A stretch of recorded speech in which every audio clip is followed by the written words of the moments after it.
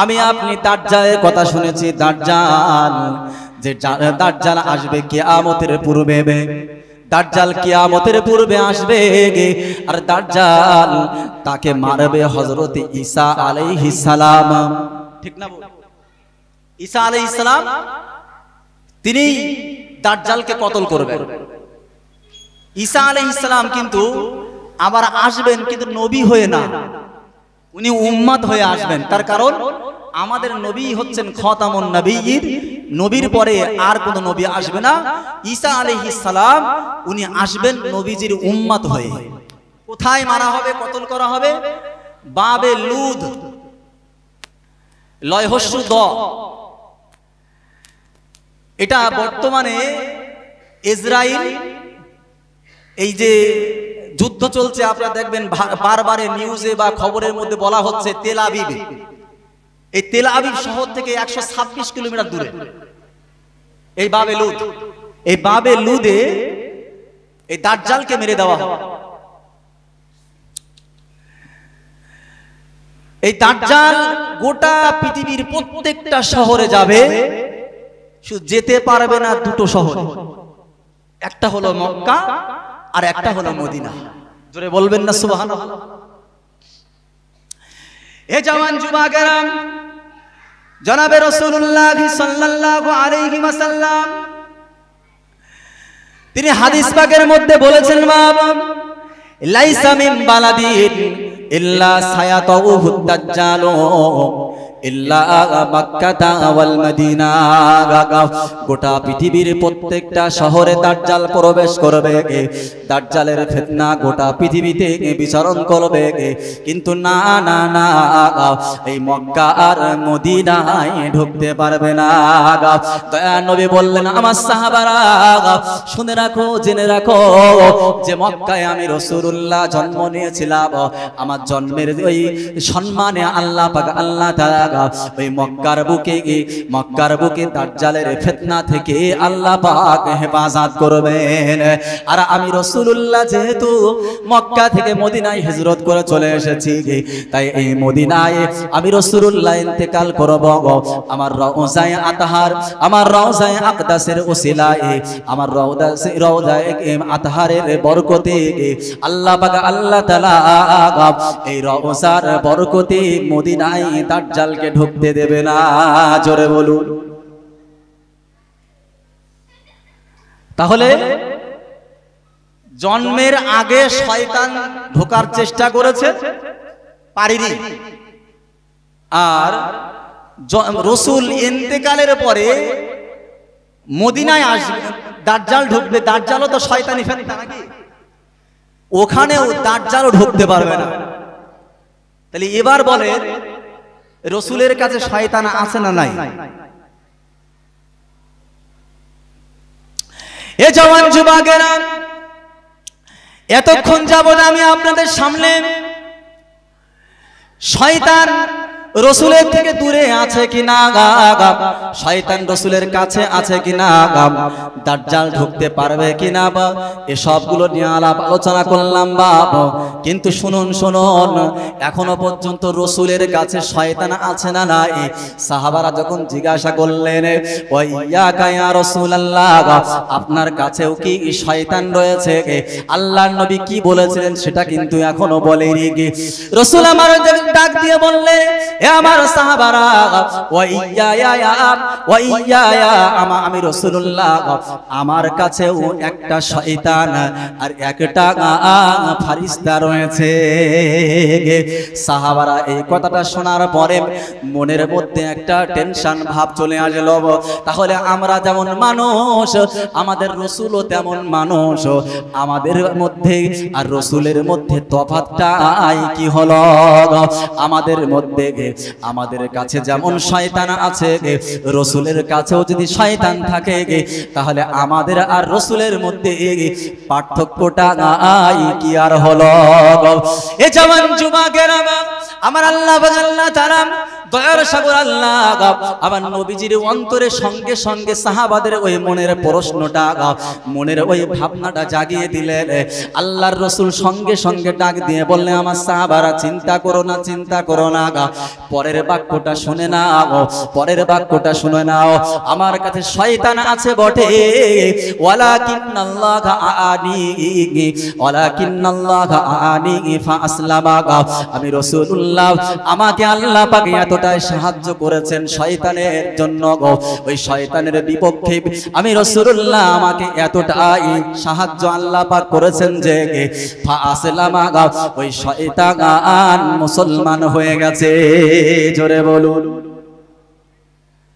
শয়তান মুসলমান হয়ে গেছে। রাসূলের কাছে যে শয়তান ছিল, আল্লাহ পাক, আল্লাহ নবী বলছেন, ওয়ালাকিন্নাল্লাহা আআনি আলাইহি ফাআসলামা। এতটাই আল্লাহ পাক ওই শয়তানের বিপক্ষে আমার পক্ষে সাহায্য করেছেন যে ওই শয়তান মুসলমান হয়ে গেছে। আমার আপনার কাছে যে শয়তান আছে, মুসলমান হয়েছে বলে মনে হয় নাকি? সন্দেহ অনেকের মনে আছে আমরা নিজেরাই মুসলমান কিনা। কি ভুল বলছি? অবশ্য শরীয়ত এই অনুমতি দেয়নি যে নিজের ঈমানের উপর সন্দেহ করো।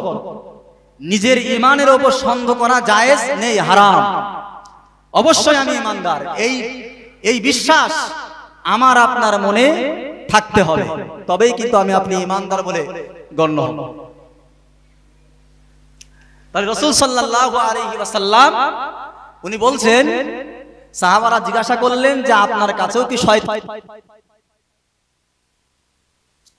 কাছেও আছে? তবে আল্লাহ পাক এতটাই সাহায্য করেছে যে ওই শয়তান সে মুসলমান হয়ে গেছে।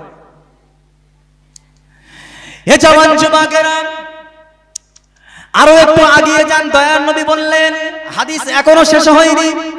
দয়ার নবী সাল্লাল্লাহু আলাইহি ওয়াসাল্লাম ডাক দিয়ে বললেন, এ আমার সাহাবারা, তোমাদের কাছে যে শয়তানটা রয়েছে, ওই শয়তানটা তোমাদের গুনার দিকে উদ্বুদ্ধ করে। এই বান্দার কাছে যে শয়তানগুলো থাকে, ওই শয়তানগুলো আমাদের কখনো কখনো তাস খেলার দিকে ডেকে নিয়ে যায়, আবারও কখনো ব্যভিচারের দিকে ডেকে নিয়ে যায়, কখনো মদের দিকে ডেকে নিয়ে যায়, কখনো কেরামের দিকে ডেকে নিয়ে যায়, কখনো ঘুষের দিকে, সুদের দিকে ডেকে নিয়ে যায়, হারাম কাজের দিকে ডেকে নিয়ে যায়। কিন্তু আল্লাহ নবী বললেন, এ আমার সাহাবারা, শোনো শোনো শোনো, আমার কাছে যে শয়তানটা রয়েছে, ওই শয়তানটা তো মুসলমান হয়ে গেছে, কিন্তু শুনে রাখো, শুনে রাখো, ওয়ালা আগাব ওয়া ইল্লা গাব ওয়া আমারা গাব লাই ওয়া ইল্লা গা আমারানি ওয়া ইল্লা আমারানি ইল্লা বিখাইর আও কামা ক্বালা আলাইহিস সালাম। আল্লাহ নবী বললেন, আমাকে ফালা তা'মুরুনি ইল্লা বিখাইর, আমাকে সে মন্দ কাজ তো দূরের কথা, আমার শুধুমাত্র সে ভালো কাজে এর সহযোগিতার জন্য আগিয়ে আসে। জোরে বলুন। আমার আপনার কাছে যে শয়তান সব সময় খারাপ কাজের দিকে ডেকে নিয়ে যায়, রাসূল বলছেন আমার কাছে যে শয়তান ছিল মুসলমান হয়ে যাওয়ার পরে, ফালা তা'মুরুনি ইল্লা বিখাইর, সে ওই খারাপ কাজ না বরং আমাকে ভালো কাজের সহযোগিতা করে। কেমন রাসূল আমরা পেয়েছি। তাহলে আমি বোঝাতে চেয়েছিলাম, রাসূলকে আল্লাহ পাক 5টা বৈশিষ্ট্য দান করেছেন। তার মধ্যে 1 নম্বর যেটা নুসিরতু বির-রুবি মাসিরাতা শাহরিন, এটা নিয়ে আলাপ আলোচনা করব বলেছিলাম যে রাসূলকে ভয় দিয়ে সাহায্য করা হয়েছে। ভয় দিয়ে সাহায্য বলতে তাহলে কি শয়তানের ভয় রাসূলের আছে বলে মনে হয়? কথা বলেন, আপনাদের কি বুঝে আসছে না? শয়তানের ভয় রাসূলের আছে? নেই। তার কারণ শয়তান রাসূল থেকে দূরে, যে শয়তান রাসূলের কাছে আসবে সে মুসলমান। তাহলে মানুষের ভয়। এ জওয়ান যুবকেরা, হাদিস পাকের মধ্যে এসেছে, দয়ার নবী সাল্লাল্লাহু আলাইহি ওয়াসাল্লাম একদিন রাস্তা দিয়ে যাচ্ছেন, সাহাবাদেরকে ডাক দিয়ে বললেন, আমার সাহাবারা তোমরা আমি রাসূলুল্লাহ আমার সামনে চলো, সামনে চলো।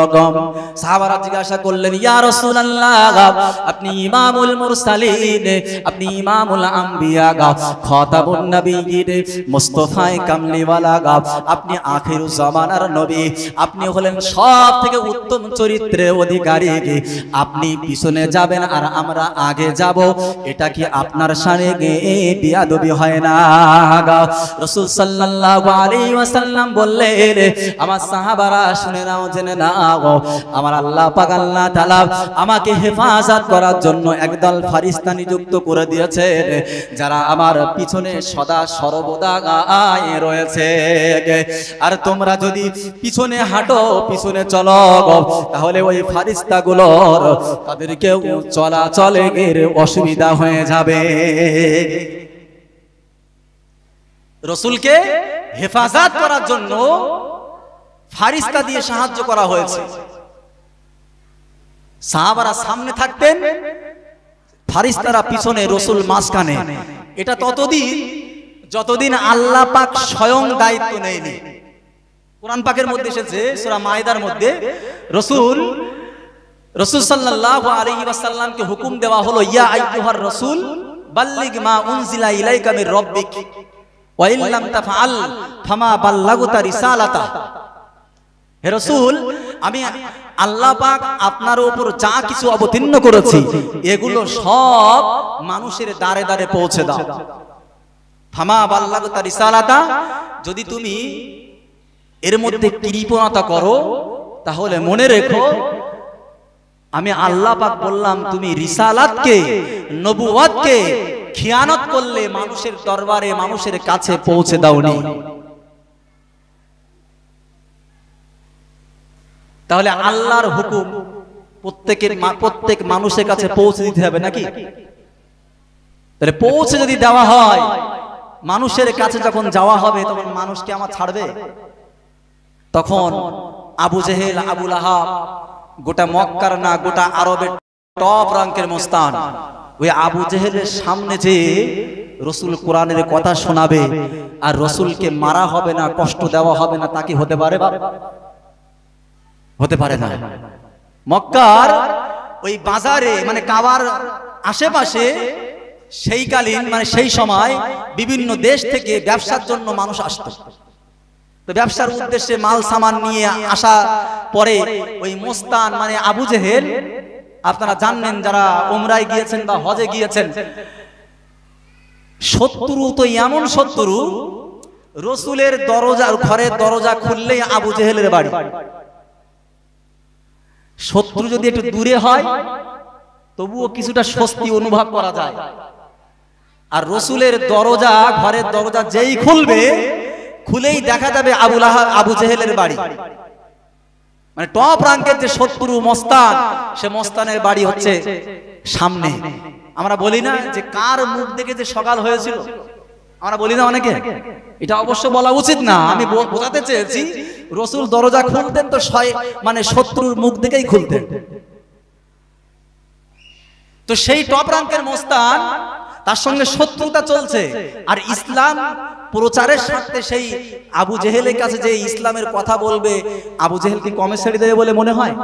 ব্যবসার সময় মানুষ আসে ব্যবসা করার জন্য, তো রাসূল সাল্লাল্লাহু আলাইহি সাল্লাম দেখতেন দাঁড়িয়ে দাঁড়িয়ে যে আবু জেহেল অন্যায়ভাবে ওই ব্যবসায়ীদের কাছ থেকে সামানপাতি কেড়ে নিয়ে ও রেখে দিত, টাকা পয়সা দিত না। আল্লাহ পাক বলতেন যে রাসূল যাও, এই অন্যায়ের বিরুদ্ধে তুমি লড়ো। এই অন্যায়ের বিরুদ্ধে যখন লড়বে রাসূলকে তো কষ্ট দেওয়া হবে।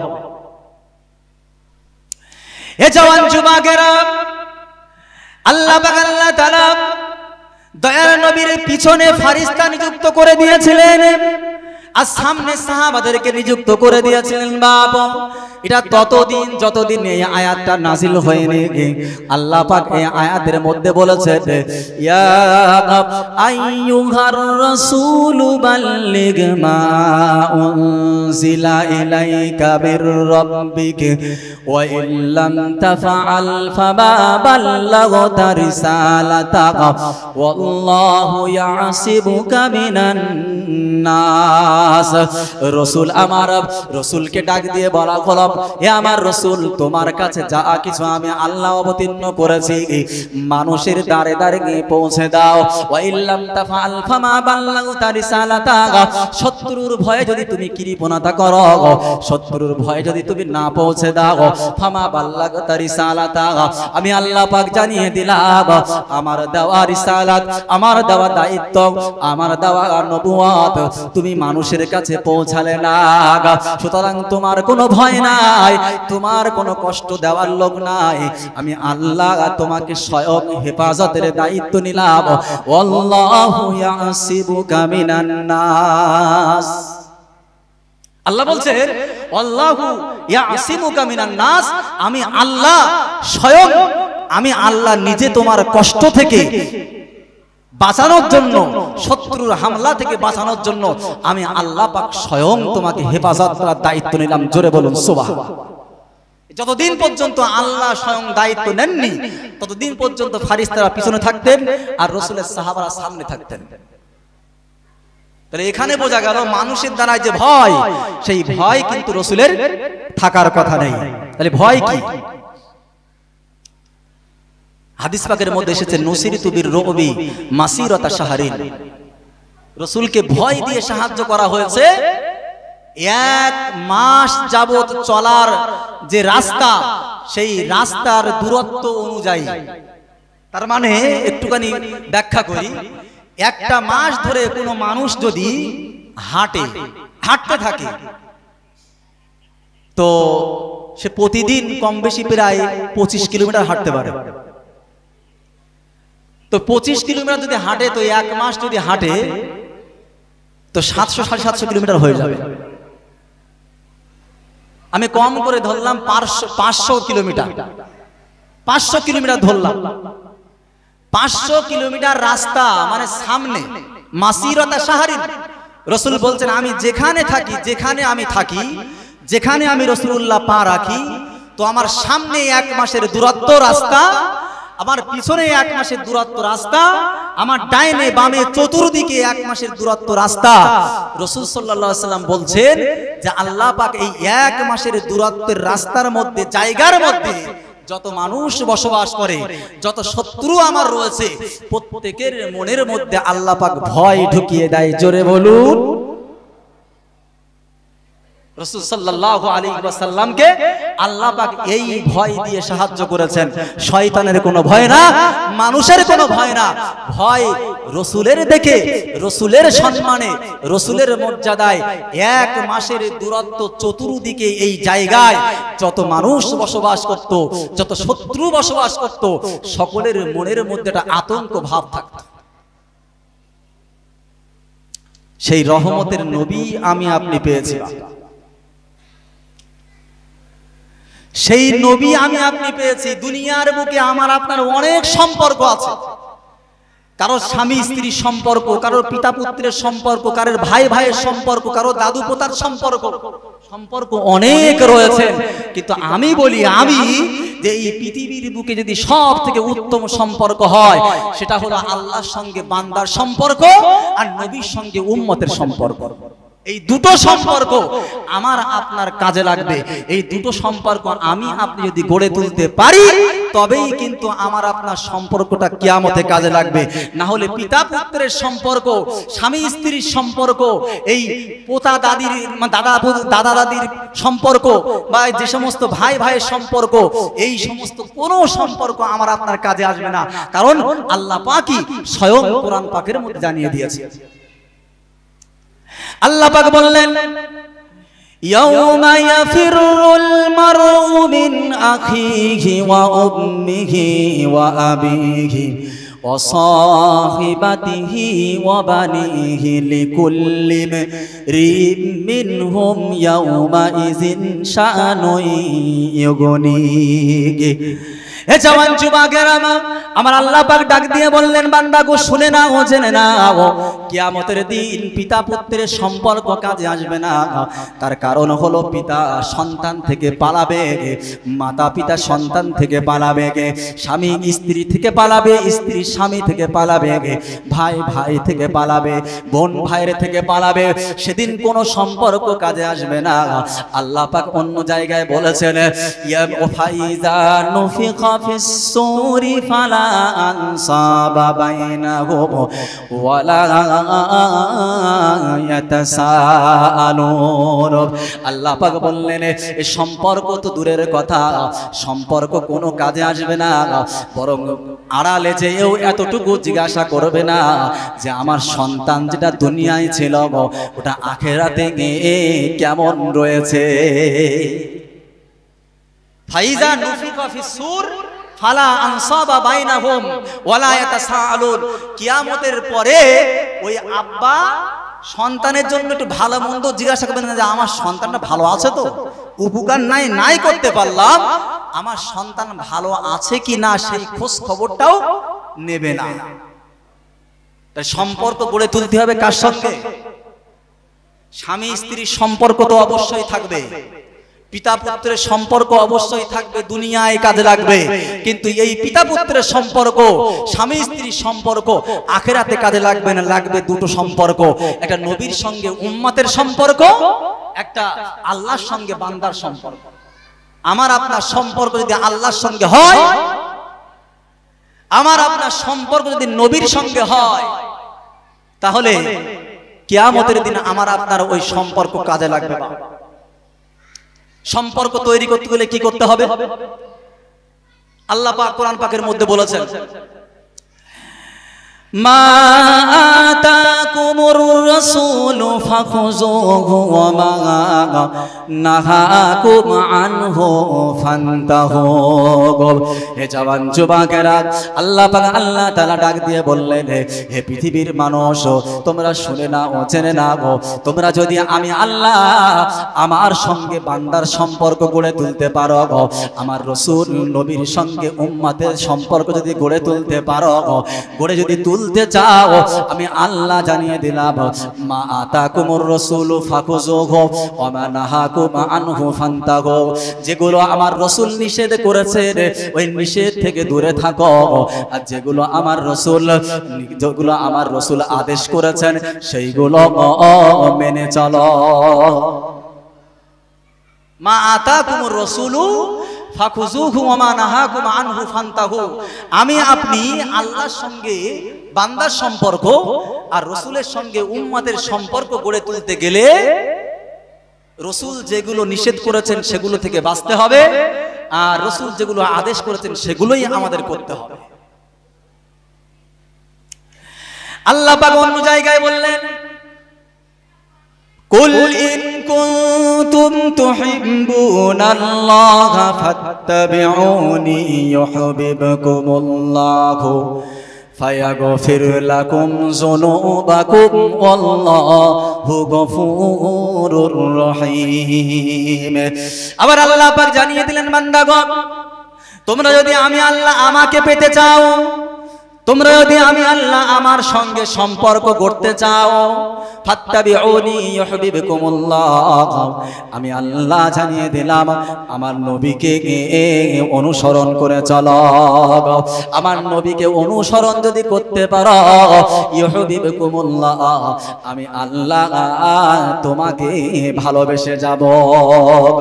হে জওয়ান যুবকেরা, বর্তমান সময়ে আমার আপনার কাজ করব একেবারে নবী বিরোধী ভাব। আমরা নবীকে ভালোবাসি বটে, কিন্তু ভালোবাসলে কিন্তু চলবে না। আমার আল্লাহ পাক বললেন, ফাত্তাবিউনি, রাসূলকে ভালোবাসলে চলবে না, রাসূলকে অনুসরণ করা লাগবে। হে জওয়ান যুবকেরা, ভালোবাসা আমার আপনার থেকে বেশি ভালোবাসা হুজুরের চাচা আবু তালেব বেশি ছিল বাপ, ঠিক না? আবু তালেব নাম শুনেছি তো আমরা, আবু তালেব কিন্তু রসুলকে অনেক ভালোবেসেছিলেন, আমাদের থেকে বেশি ভালোবেসেছিলেন। আপনারা ইতিহাস শুনেছেন, আমি ইতিহাস বলবো না, আমার সময় হয়ে এসেছে। রাসূল সাল্লাল্লাহু আলাইহি ওয়াসাল্লাম যখন মা আমিনার গর্ভে, তখন ওনার আব্বাজান ইন্তেকাল করেছিলেন, শুনেছেন? 6 বছর বয়সে রাসূলের আম্মাজান ইন্তেকাল করেছেন, আপনারা শুনেছেন। যখন 8 বছর বয়স রাসূলের দাদা আব্দুল মুত্তালিব তিনিও ইন্তেকাল করলেন, আপনারা শুনেছেন। তারপরে যার অধীনস্থে আল্লাহর নবী যান, তিনি হলেন তার চাচা আবু তালেব। এই আবু তালেব রাসূলকে এতটাই ভালোবাসতেন, রাতের বেলায় নিজের সন্তান আলীকে না জড়িয়ে ধরে রসুলের গলা জড়িয়ে আবু তালেব ঘুমিয়ে থাকতেন। জোরে হবে না সুবহানাল্লাহ? এটা কি কম ভালোবাসা? সেই সময় মানে শাম দেশে ব্যবসার উদ্দেশ্যে আবু তালেব যাবে, রসুল এসে জিজ্ঞাসা করছে, ইয়া রাসূলুল্লাহ, এই আমার চাচা যান, আপনি ব্যবসায় যাবেন? আপনি জানেন আমার মা নেই, আব্বা নেই, দাদু নেই, আমি কার কাছে থাকবো? আমার তো রাতে ঘুম আসবে না, আপনার গলা জড়িয়ে যদি আমি না ঘুমাই আমার ঘুম আসে না। চাচা যান, আমাকেও সঙ্গে নিয়ে যাওয়া লাগবে। শাম দেশ অনেক দূর, লম্বা সফর, ব্যবসার উদ্দেশ্যে যাচ্ছে, সঙ্গে সামানপাতি আছে, মালপত্র আছে। আচ্ছা, সঙ্গে ছোট্ট বাচ্চা নিয়ে যাওয়া কি কঠিন ব্যাপার না? এই বাচ্চা সামলাবে না ওই সম্পত্তি মাল সামান সামলাবে? বলছে ঠিক আছে, তুমি আমার সঙ্গেই যাবে। অন্যান্য ব্যবসায়ীরা তারা জিজ্ঞাসা করলো, আবু তালেব তুমি মাল সামলাবে না এই বাচ্চা সামলাবে? বলছে আমি দুটোই সামলাবো। জোরে বলো। রাসূল সাল্লাল্লাহু আলাইহি ওয়াসাল্লাম রাস্তায় যেতে যেতে সিরিয়ায় একটা জায়গায় বিশ্রাম নিয়েছিলেন, আপনারা শুনেছেন, ইতিহাস আমি বলছি না। ওই সিরিয়ায় একটা গাছের তলায় বিশ্রাম নিয়েছিলেন। বর্তমান সেই গাছটা এখনো জীবিত। গুগলে সার্চ করবেন, শাজারাতুল মুবারাকা বলে সার্চ করবেন আরবিতে। যদি মনে করেন যে আরবি পারবো না, তাহলে গুগলে সার্চ করবেন সাহাবী গাছ বলে, সাহাবী গাছ বাংলায় সার্চ করবেন, দেখবেন ওই গাছটার অবস্থান কোথায়, গাছটা কেমন, সবকিছু একেবারে গুগলে দেখিয়ে দেবে। সেই গাছটা এখনো পর্যন্ত জীবিত। বলার উদ্দেশ্য, রসুলের ছোঁয়া পেয়ে, স্পর্শ পেয়ে, রসুলের আদর্শ তার মানতে হয়নি, রসুলের ছোঁয়া পেয়ে, স্পর্শ পেয়ে সে আজও যদি জীবিত থাকতে পারে, আমি আপনি যদি রসুলের আদর্শের ছোঁয়া পাই, ভাই সত্যি কথা বলছি, কসম করে বলছি, আমার আপনার লাশ জীবিত থাকবে। জোরে বলুন সুবহানাল্লাহ। সকলের কাছে অনুরোধ করব, যারা আজ আমরা এখানে এসেছি, এই রসুল কিন্তু যেমন তেমন রসুল না। আমরা হয়তো হেলায় সময় নষ্ট করে ফেলছি, শয়তানের ধোঁকার মধ্যে রয়েছি। একটু জাগেন, একটু জাগি, জেগে দেখেন, রসুলের ভালোবেসে দেখেন যে আমরা নতুন করে জীবন পাবো। সবকিছু আমাদের কাছে আসান হয়ে যাবে, সহজ হয়ে যাবে। ওই গাছ যেমন আজীবন কিয়ামত পর্যন্ত বেঁচে থাকার সে হায়াত পেয়েছে, আমরাও মরণের পরেও জীবিত থাকবো। জোরে বলুন সুবহানাল্লাহ। আপনারা শুনেছেন না, অনেক জায়গায় লাশ পাওয়া যায়, লাশ পচে না, এখনো কাফনের কাপড় মানে অক্ষুণ্ণ আছে। কেন? তারা রসুলের আদর্শকে মেনে নিয়েছে। রসুলের আদর্শ তো দূরের কথা, বর্তমান সময়ে একটা ভিডিও ব্যাপকভাবে ভাইরাল হয়েছে, আপনারা জানেন, ফেসবুকে, ইউটিউবে, সোশ্যাল মিডিয়ায় এটা ভাইরাল হয়েছে। সেটা হলো আমার নবী মুস্তাফা কামলিওয়ালা জনাবে গুরু রাসূলুল্লাহ সাল্লাল্লাহু আলাইহি ওয়াসাল্লামের চরিত্রের উপর আঘাত করা হয়েছে। একজন সনাতন ধর্মের লিডার, নাম হচ্ছে রামগিরি মহারাজ, সম্ভবত রামগিরি মহারাজ।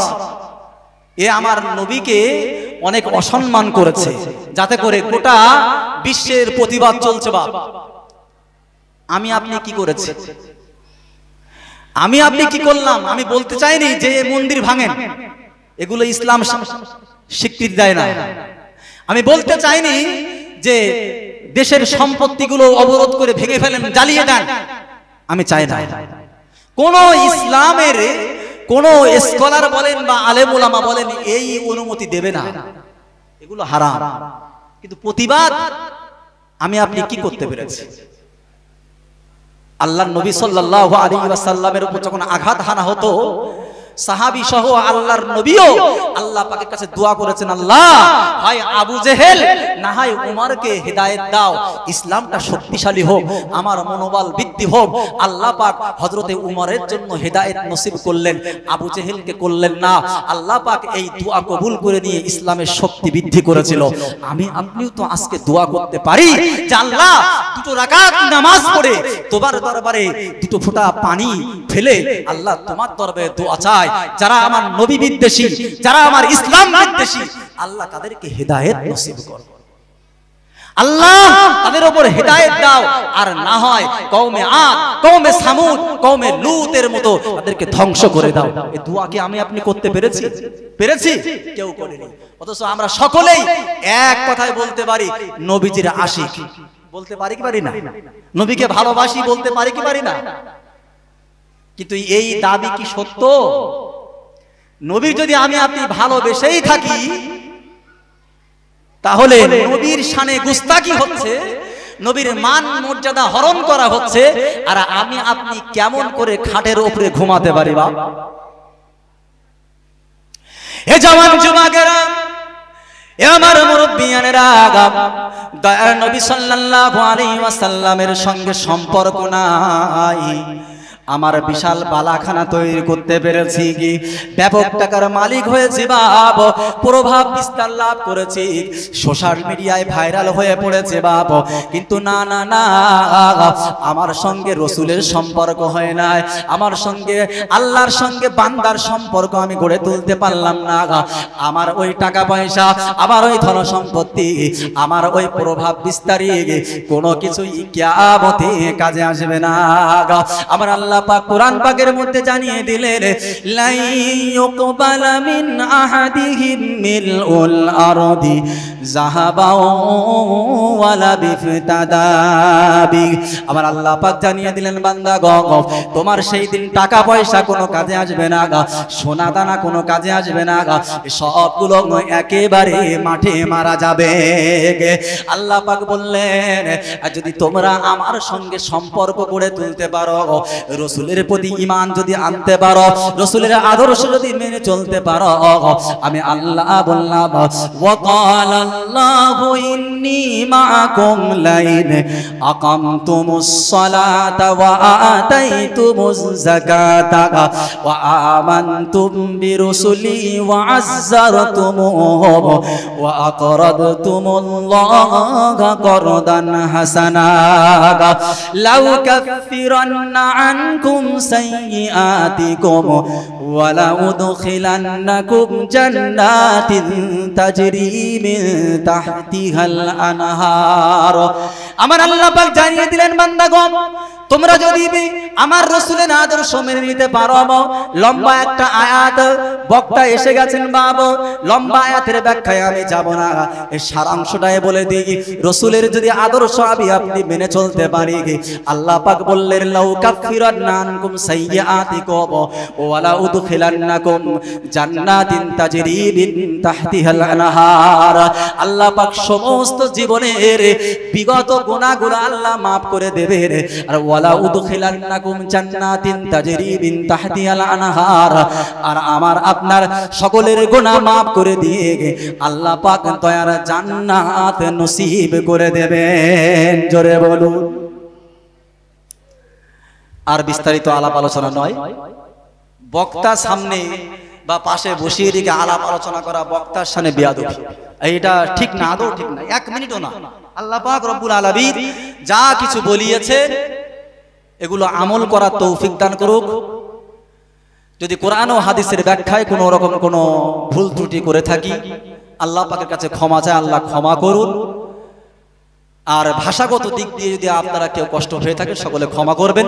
আল্লাহ পাক আমাদের সকলকে, বক্তা শ্রোতা সকলকে আমল করার তৌফিক দান করুক। কিয়ামতের দিন এগুলোকে নাজাতের কারণ বানিয়ে দিক, সকলে বলি আমিন।